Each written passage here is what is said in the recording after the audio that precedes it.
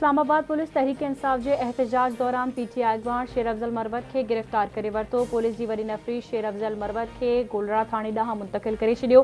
PTI Islamabad में रिथियल अॼोको जलसो मुलतवी करे छॾियो हो, पर लाहौर में तहरीक इंसाफ जा कारकुन इस्लामाबाद रवानगी लाइ ठोकर ते जमा थियण शुरू थिया त पुलिस कारकुननि खे इस्लामाबाद वञण खां रोकण लाइ ठोकर ते गॾु थी वई।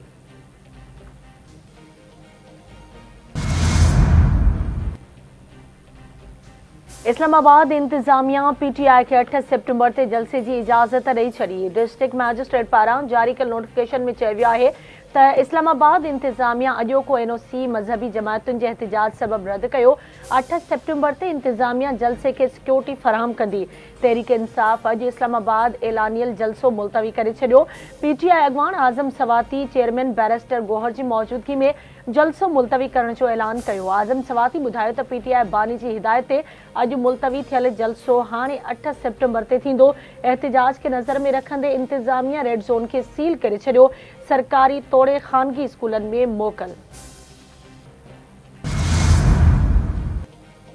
बोनारास कनेक्टिविटी मंसूबे से पाकिस्तान और अरब मुल्कन के विच में रकम की मुंतकिली आसानी से थी सघंदी। ही मंसूबो पाकिस्तान लाइ पहिरियों क्रॉस बॉर्डर रकम मुंतकिल करण जो निज़ाम है। मंसूबे से हुंडी जो कारोबार बंद थींदो। बोनारास मंसूबे से अवाम के फ़ायदो और कारोबार के हथी मिलंदी। मंसूबे ज़रिए गैर कानूनी रकम की मुंतकिली जो खात्मो ईंदो। वज़ीर आज़म शहबाज शरीफ जो इस्लामाबाद में तकरीब के खिताब। मुल्क में माइक्रो इकोनॉमिक इस्तेहकाम अची रहियो आहे। बोनारास मंसूबो समुंड पार पाकिस्तान लाइ अहम मंसूबो आहे।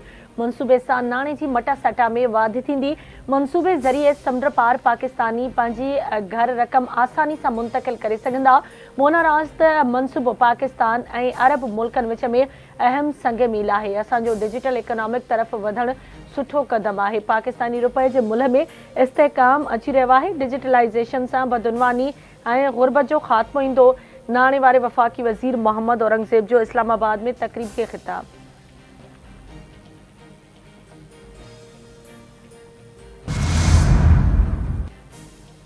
बिजली के बिलन में रिलीफ जो मामलो वज़ीर आज़म शहबाज शरीफ और पीपी चेयरमैन बिलावल भुट्टो ज़रदारी की अहम गॾिजाणी अॼु थींदी। बिजली के बिलन ते सब्सिडी और वज़ारतुनि में घटिताई ते हुकूमती जमायतुनि में नाराज़गी ते वज़ीर आज़म शहबाज शरीफ पीपी क़यादत के गॾिजाणी की दावत ॾेई छॾी। बिलावल भुट्टो ज़रदारी के वज़ीर आज़म हाउस में गॾिजाणी लाइ शहबाज शरीफ तरफ़ां दावतनामो मिलियो आहे। पीपी चेयरमैन के मान में डिनर जो प्रोग्राम भी रखियो वियो आहे। ईरान में सिंधवासी ज़ियारतियुनि सां जी जोड़ींदड़ हादसो। ईरानी शहर यज़्द में बस कल्टी थियण जे नतीजे में 28 ज़ियारती फौत थी विया, 20 ॼणा ज़ख़्मी। अक्सर ज़ख़्मियुनि जी हालत ॻणितीअ जोगी। ईरान जे शहर यज़्द में 49 ज़ियारतियुनि समेत 53 माण्हुनि सां भरियल बस हादसे जो शिकार थी। लाड़कानी मां ज़ियारतियुनि लाइ ईरान वियल बस सां हादसो पेश आयो। बस में सवार ज़ियारतियुनि जो ताल्लुक़ लाड़कानी, खैरपुर, सन, कंदकोट, वारे मिठियाणी ऐं ॿियनि शहरनि सां ॿुधाए पियो वञे। फौतुनि में सनवासी नूर मोहम्मद खोसो शामिल। कंदकोट वासी रुस्तम अली सिरयाणी, संदसि घरवारी करीमा, धीउ कायनात, नुंहुं सादिया ऐं रिश्तेदार रीमा खातून, सैयद सीरत अब्बास शाबे हादसे जो शिकार बस में सवार हुआ। बस में खैरपुर वासी आसिफ अली, सदाम हुसैन खासियली, मोहम्मद बख्श खासियली, जाफर अब्बासी, मुजाहिद शुएब चांडियो, एजाज मंगड़ार समेत 10 ॼणा भी हादसे जो शिकार बणिजी विया। मेहर जे ॻोठ शाह पंजो सुल्तान वासी नौजवान ज़हीर अब्बास मेमण भी फौतियुनि में शामिल।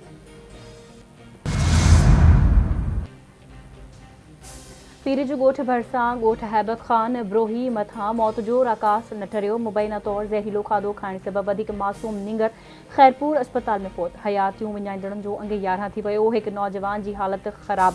फौती मोहम्मद बख्श ब्रोही जे ॾोहिटे 4 वरियनि जे शादाब जी बि तबियत ओचितो ख़राब थी वई, जंहिंखे खैरपुर अस्पताल आंदो वियो, जिथे हुन दम ॾिनो। वॾे वज़ीर ऐं घरू वज़ीर जो नोटिस बावजूद डॉक्टर मौत जो कारण मालूम करण में नाकाम।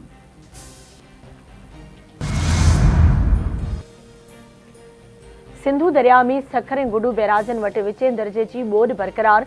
गुडू बैराज वटि मथां वहिकिरो 4,03,346 ऐं हेठां वहिकिरो 3,93,325 क्यूसेक रिकॉर्ड कयो वियो।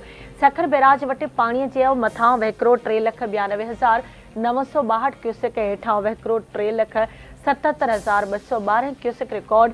कोटड़ी बैराज वटि पाणी जो मथां वहिकिरो 2,51,687 क्यूसेक हेठां वहिकिरो 2,14,392 क्यूसेक रिकॉर्ड कयो वियो।